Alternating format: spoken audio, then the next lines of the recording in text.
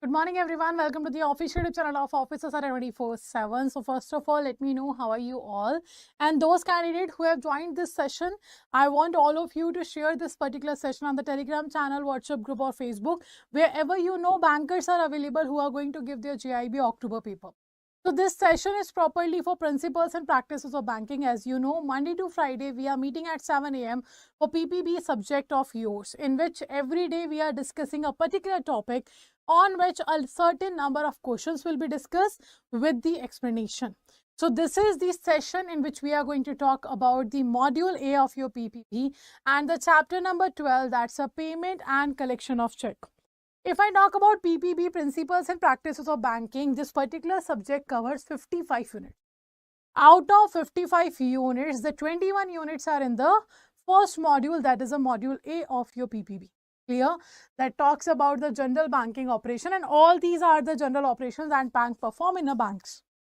Okay, banker performs in a bank. So all these we have to going to cover in the module A. So till now 11 chapters we have covered. Now this is the 12th chapter, payment and collection of check and other negotiable instrument. So what we are going to do in this particular session, we are going to discuss the certain number of questions based on this particular chapter with the explanation. Okay, in the end of the session, I will be asking you how many answers you have given correct. So first of all, let's start the session. And I'm your mentor Amanjot Kaur for Indian economy, Indian financial system, as well as for principles and practices of banking. So let's start. Before going towards the questions, let's understand what this topic talks about. The payment and collection of checks and the other negotiable instrument. So check is also a negotiable instrument. What is check? Check is also a negotiable instrument.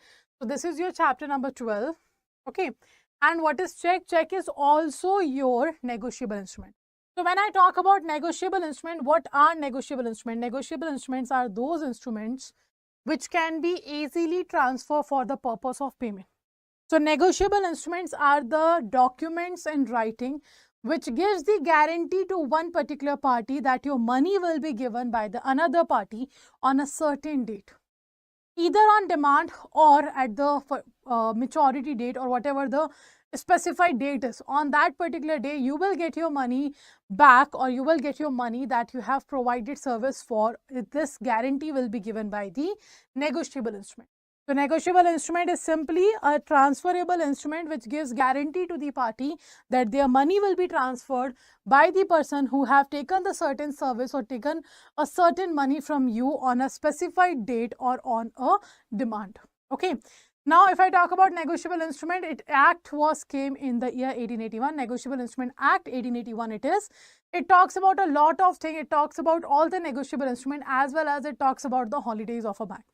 If I talk about Negotiable Instrument Act 1881, Section 13 of Negotiable Instrument Act talks about the negotiable instruments, in which it has said that there are three negotiable instruments: promissory note, bill of exchange, and check. So promissory note is defined under Section 4, bill of exchange is defined under Section 5, and check is defined under Section 6. These are the these promissory note, bill of exchange, and checks are the negotiable instrument which you use to make a payment to a certain person. Okay, so you are simply promising the another person that that money will be transferred to that particular person, or payment will be done to the particular person on a certain date. But if you want before the date, let's say for example, I have issued a promissory note on your name and I have specified the date that I am going to pay you the money on 30th of August. But you want money on 25th of August, what you can do? You can take that promissory note to the bank and get the discount from the bank. It means on demand and on the maturity period, you will be able to get your money. That's what the negotiable instrument for. Clear? Apart from that, it talks about the check in detail, like what conditions of the check is there, what is CTS, when the bank will be liable, when bank will not be liable, in whose mistake the payment will be done or not, etc. Everything related to the check and promissory note, bill of exchange, everything will be covered here. So this is what the negotiable instrument is. Okay. Now check have three parties mainly: drawer, drawee, and payee. Drawer means the person, the maker of a check, the issuer of a check. Drawee means always a bank. What drawee means? Drawee means a bank. And the payee means the receiver of the check. These are the three parties in a check. So let's start with the first question, that discussion we have done about the topic. So first question is talking about Section 131 of Negotiable Instrument Act extends the protection to the dash. So it extends the protection to whom? It extends the protection to collecting bank, to paying bank, to drawing bank, or to a negotiating bank. So as I have talked about, it talks about a lot of conditions about the check, like who is liable, who is not. All these conditions will be there in the Negotiable Instrument Act. So this is what we're talking about. Section 131 gives the protection to which of the following bank? Collecting bank, paying bank, drawing bank, or a negotiating bank. The right answer will be your collecting bank. It gives the protection against a certain situation to the collecting bank under the Negotiable Instrument Act 1881, Section 131. Okay, so right answer is what? Collecting bank will get the protection against the case. Now, second question is talking about here, where a customer, acha, Section 131 gives the, we have talked that Section 131 gives you the protection to whom? To your collecting banker. But in what condition it is providing the collecting banker your protection? So this is the question that is related to the first question. That question is asking Section 131 of Negotiable Instrument Act gives protection for collection of a dash. It gives protection to collecting bank, that we have seen. It gives protection to the collecting bank, but it gives protection for collection of which of the following instrument? That's the question is asking. And the first option you have bill of exchange, promissory note, negotiable instrument, and check. So it provides the protection for which of the following document? So do remember, it gives protection to whom? Collecting banker. In which case? In case of your check. So Section 131 talks about the protection given to the collecting bank for the collection of check. Okay, both the questions are linked to each other, so do remember them. Now, let's move forward to the second question that is talking about here. Where a customer by a letter has advised the bank directing the banker not to honor pay a particular check, such letter is called dash. Letter of credit, stop payment letter, mandate, or garnish letter. Which of the following is correct? A, B, C, or D? So in which condition, when a customer by a letter has advised the bank and directing the bank that not to honor or pay a particular check, such letter is called letter of credit, stop payment letter, or your garnish order or mandate? So right answer is stop payment letter. Okay, so right answer will be stop payment letter. Next, third question. The bill of exchange and check is defined under dash section of Negotiable Instrument Act 1881 respectively. So which of the following is the section of bill of exchange and check under the Negotiable Instrument Act 1881? I have told you that there are three negotiable instruments defined under Section 13 of Negotiable Instrument Act: promissory note, bill of exchange, and check. Out of that, we are asking bill of exchange and check is defined under which section? Section 5 and Section 6. So right answer will be your C option. So Section 5 defines the bill of exchange and Section 6 defines the check. So right answer will be your C option. Now, the next question is talking about promissory note is defined under dash section of Negotiable Instrument Act. So, which particular section talks about the promissory note? Section 5 talks about bill of exchange. Section 6 talks about check. And Section 4 talks about the promissory note. It talks about what? It talks about the promissory note. So check, you all know, check is simply a type of a bill of exchange which is drawn on the name of a specified person or otherwise on the demand, right? Now, promissory note and bill of exchange are kind of a similar document. They both are documents in writing. They both will have they both will be promising to pay a certain sum of money to a certain person. But there is a difference. Difference is that in the promissory note, two parties will be involved. In bill of exchange, two or more than two will be included.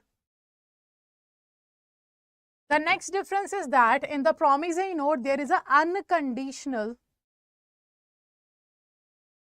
undertaking. Unconditional undertaking. And in case of bill of exchange, there is unconditional. Okay, it will be unconditional order. Now, what is the difference between these? So, promissory note is a negotiable instrument. It's a document in writing not containing an currency note. It gives or it promises to pay a certain sum of money to a certain person or on the order of the bearer. But one thing is very important, that is unconditional undertaking. The promissory note is a document in writing which contains an unconditional undertaking to pay a certain sum of money to a certain person or on the order of the bearer. Now, what does this unconditional undertaking means? It means no matter what, if you have promised you are going to make payment on 13th of August, you have to make it possible. You can't add any such kind of condition that I will be making your payment, I will be transferring you money, I will be giving you your payment on 30th of August if and only if my money will be approved by the bank, my loan will be approved by the bank, or my further trade payment has been received to me. Then only I will be paying you money on the 30th of August. No such kind of condition you can add. You can't say that I will be paying you money on 30th of August if on that particular date it was raining. So no such kind of conditions are allowed to make in the promissory note. If you have promised you are going to pay on the 30th of August, that you are taking undertaking that I am responsible, no matter what, I will be paying your money on the 30th of August. This is the unconditional undertaking. Two parties will be there. Now, what means unconditional order? It means you are ordering your bank that no matter what, on 30th of August, you have to make this payment to this particular customer. This is known as unconditional order. So, in bill of exchange, you are giving order to your financial institution, and in case of promissory note, you are taking undertaking by yourself. This is the only two differences between promissory note and bill of exchange. Okay. Now, next. So, right answer is A. Next, forged check is all an valid, invalid, dead or stale check.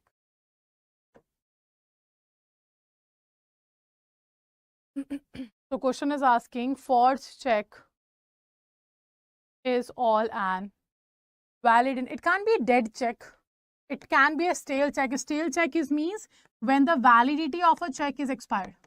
When the validity of a check is expired, that check is known as your stale check, and the validity of a check is 3 months. If this validity expired, then the check will be stale check. So it can't be the right, it is the invalid. So forged check is all an invalid check. Right answer will be B. Next, payment in due course is defined in which section of Negotiable Instrument Act 1881? So payment in due course is defined under which particular section? You have to answer. Section 4, 5, 10 or 31. Which particular section talks about the payment in due course? So what actually the payment in due course means? When we talk about payment in due course, it defines like making the payment apparent within the apparent tenure of the instrument. Okay, in a good faith and without negligence of to any person in possession, so thereof under circumstances which do not afford a reasonable ground for believing that it is not entitled to receive payment of amount therein mentioned. So payment in due course means simply the payment in accordance with the apparent tenure. Like I have told you, check has a validity of 3 months. So when you are making the document available on an apparent tenure, that is the payment in due course. Okay, that will be known as what? That will be known as your payment in due course. It cannot be defined under 4 or 5 because we have said promissory note and bill of exchange is there. It can be C or D only. So right answer is C. In the section 10, it talks about the payment in due course. Okay. Now, next question. A check favoring Mr. Rajkumar or order is stolen. The thief endorsed the check as a Rajkumar in his favor. The check is presented in clearing and paid by the drawing bank. The true owner later on sent legal notice to the bank. What is the liability of the bank? In this case, this is a kind of case study. What will be the liability of a bank?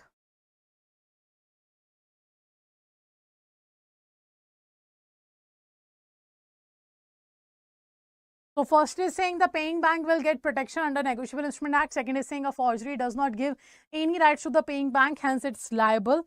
As per section 85 of NI Act, the paying bank is liable. As per section 131 of Negotiable Instrument Act, paying bank is liable. So we are saying the check favoring Mr. Rajkumar or order is stolen, and the thief endorsed the check. Thief have done what? Endorsement. He transferred check as Rajkumar in his favor. It means he have done the forged signature of the Rajkumar. No? That's why he was able to endorse the check. So check is presented in clearing and it was paid by the JAIIB bank. The bank has made the payment to Mr. person who has taken the check, who was the thief. So in that situation, the bank will be liable or not? In this situation, the paying bank will get protection under the NI Act. The bank will get protection under the NI Act because it was stolen and then it was endorsed. So right answer will be A. Now, banks slip prima facie evidence of certain facts as per dash section of NI Act 81.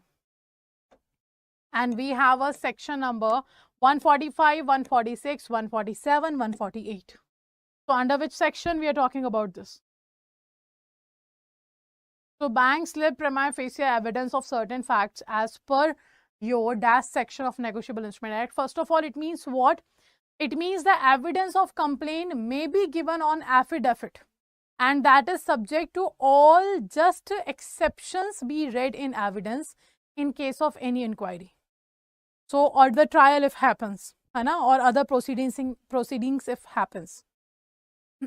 So, the court shall on production of the bank slip or memo with the official mark that denoting that the check has been dishonored or presume the fact of dishonor of such check unless it is disproved.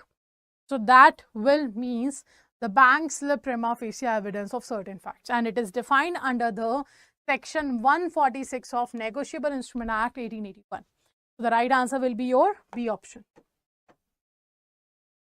Next. Crossing of a check is defined in which section of Negotiable Instrument Act 1881? So crossing of check will be of three types. Okay, the crossing of check will be of three types. So the sections are there 123, 124, 125, both A and B. Which of the following is correct? If I talk about the crossing, there are three types of crossing. We have a general crossing, okay, in which you will find this is your check. On the left side top, two parallel lines will be there. Then we have account pay crossing. In the two parallel lines, left top it will be written account pay. And the third special crossing, at the left side of the top of the check, two parallel lines will be there. It will be written account pay and the name of a particular bank. These three types of crossing will be there: general crossing, account pay crossing, special crossing. Okay. So it is defined under which particular section? It is defined under both section A and B. It means 123 and 124. So section 123, 124 deals with two types of crossing, that is general crossing and special crossing. Okay, 123, 124 talks about the general crossing and the special crossing. The right answer is D, both. Next, section 131 of Negotiable Instrument Act gives protection for collection of account in the application. Then go to the JAIIB CIB section, JAIIB October 2023, and all the batches and Mahapack will be in front of you. If you want to go with the batch, you can go with the batch, or either you can go with the Mahapack also. So click any whatever product you want to enroll. The process is same. I will let you know one process. So let's say you want to enroll in the Mahapack. So before enrolling, first of all, whatever product you want to enroll, do check the offerings of the product. You will get live classes, conceptual classes, test series will be in the two form, topic wise as well as full length mock tests. Ebooks will be available, videos will be available, mini marathon, maha marathons. All these are the part of your Mahapack. Okay, and the validity that you want, that you are comfortable with, three types of validity is available. Because right now double validity is going on, so 6 plus 6, 12 plus 12, and 3 months validity will be there.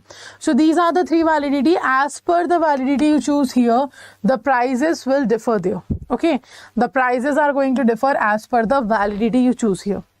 Clear? For 3 months, for 12 plus 12 months, for 6 plus 6 months. So however, whatever validity you want to enroll, just click on the buy now option, and then you have to apply the code MOON80. Just apply the code. While you applied the code, you will find that there is a 80% discount going on, plus 1% additional discount will be available if you purchase from the application. So this is the price where you get 1% more discount if you purchase from the application. So this is one of the benefit of application. Apart from that, on the application you will find the quizzes and a doubt session, etc. Now, how to, if you find any kind of problem at the time of enrollment, this is the number given to all of you. You can call on this number and contact and ask your query here. Now, apart from that, the same process will be used to enroll in any particular batch or any particular Mahapack. Clear? Now, let's end the session here, but before ending the session, I will let you know what happens on Saturday, Sunday. So first of all, Monday to Friday, your regular session, 50 days, 50 classes are going on for all the subjects. For PPB at 7 a.m, for IE, IFS at 7:30 a.m, you can join the sessions live. And on Saturday, we will be having a weekly revision session. And on Sunday, we are having a special session in which master class, 50-minute, 50 questions or certain rapid fire questions we are coming up with, so that you will get maximum content in a 1 hour. So this is the schedule of YouTube for all of you. So if you want to attend all these classes, if you want to check all these classes, simply go to the Office Achara YouTube channel. You can go to the playlist. You will find each and every recorded video available for you till now. Okay, so this is how you can check. And to get further classes, you have to subscribe the channel and press the bell icon so that all the upcoming sessions notification will be given to you, all of you, from the channel. Okay, so we will be ending the session here. Thank you all for joining the session. Last but not the least, do not forget to share the session and subscribe the channel. Also, do let me know in the comment section what is your score. So thank you all. Have a